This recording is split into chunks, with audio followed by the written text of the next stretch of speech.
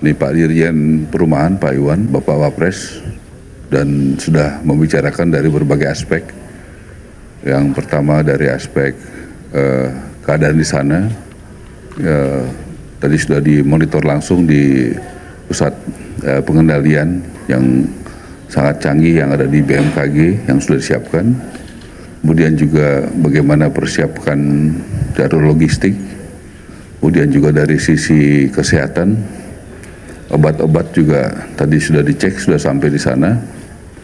Kemudian juga dari segi keuangan sudah dikoordinasikan Ibu Menteri Keuangan yang sudah siap mensupport dari berbagai aspek. Dan juga kami dari perumahan, kami mengkonsolidasikan segera supaya sesudah ditentukan oleh Bapak Kepala BMKG titiknya di mana, dan juga rekomendasi bersama dengan kepala daerah ada berapa yang perlu direlokasi.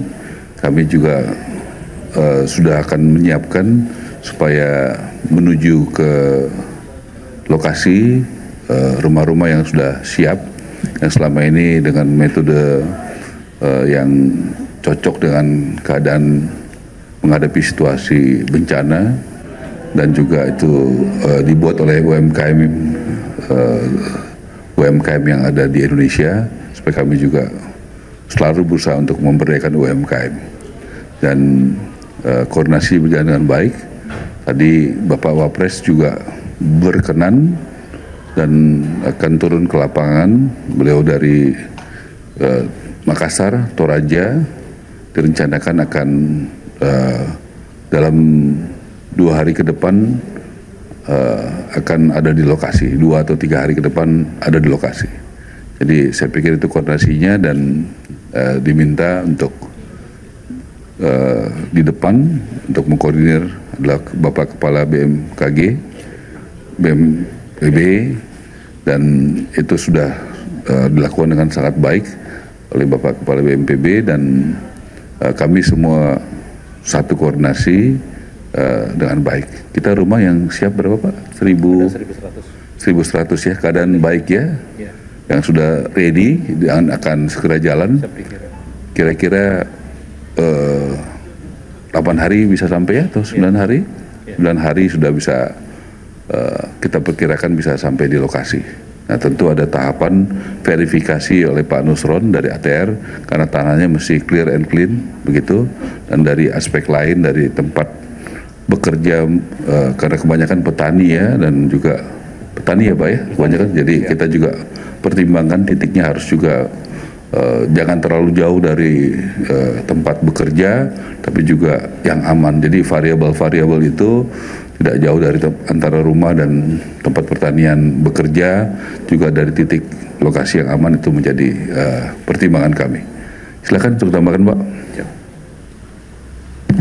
Tadi sudah dijelaskan oleh Bapak Menteri terkait tahap rehabilitasi rekonstruksi ya. Jadi saya akan menyampaikan masalah tanggap darurat. Ini hari ke-8.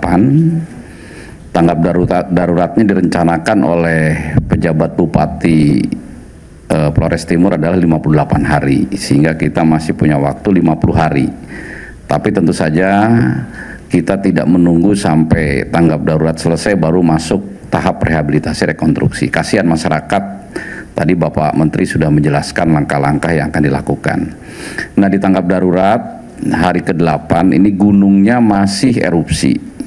Meskipun yang terbesar adalah yang terakhir hari Sabtu tanggal 10 November 2024 itu sampai ketinggian 5 km. Kemudian ada erupsi-erupsi kecil tapi tidak setinggi di hari Sabtu. Per hari ini sejak letusan awal hari Sabtu tanggal 3 November 2024 itu sudah terjadi 54 kali letusan ya. Nah kemudian untuk pengungsian tercatat sampai hari ini ada 11.553 orang ya. Sekarang ada di 8 titik pengungsian terpusat. Ada 6 titik di Kabupaten Flores Timur, ada 2 titik di Kabupaten Sika. Nah yang di Kabupaten Sika 2 titik ini pun secara lambat laun nanti akan dipindah ke Flores Timur. Sudah ada beberapa titik Nanti ini dalam proses pemindahan. Kenapa dipindahkan? Karena abu itu mengarahnya ke barat dan barat daya, sehingga tempat pengungsian di Kabupaten Sika ini terdampak abu.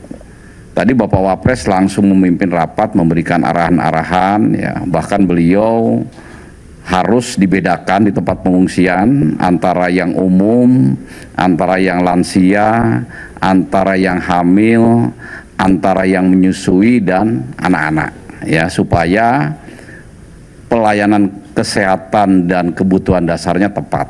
Ya, kami pastikan per hari ini belum ada keluhan terkait dengan pelayanan dasar makan minum, air bersih, ya. Tetapi yang akan terus dilengkapi adalah MCK.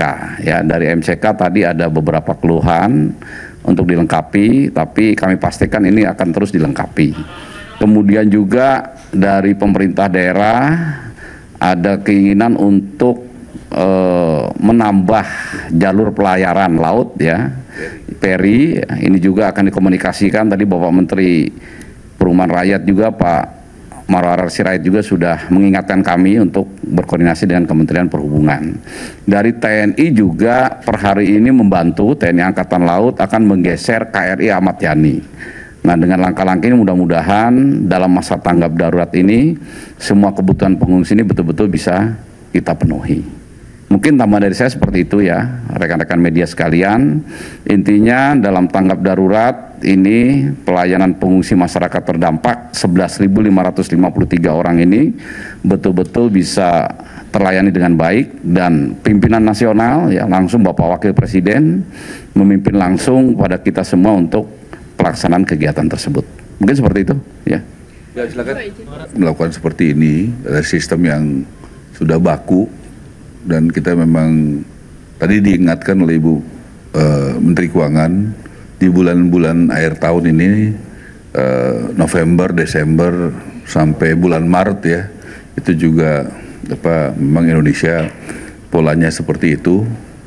Jadi kita memang sudah ada pola yang baku, dan semuanya keuangan sudah disiapkan dari negara, bahkan juga dari pihak-pihak swasta juga yang semangat gotong royong juga sangat kuat terasa, karena nanti Bapak Kepala yang akan koordinir juga dengan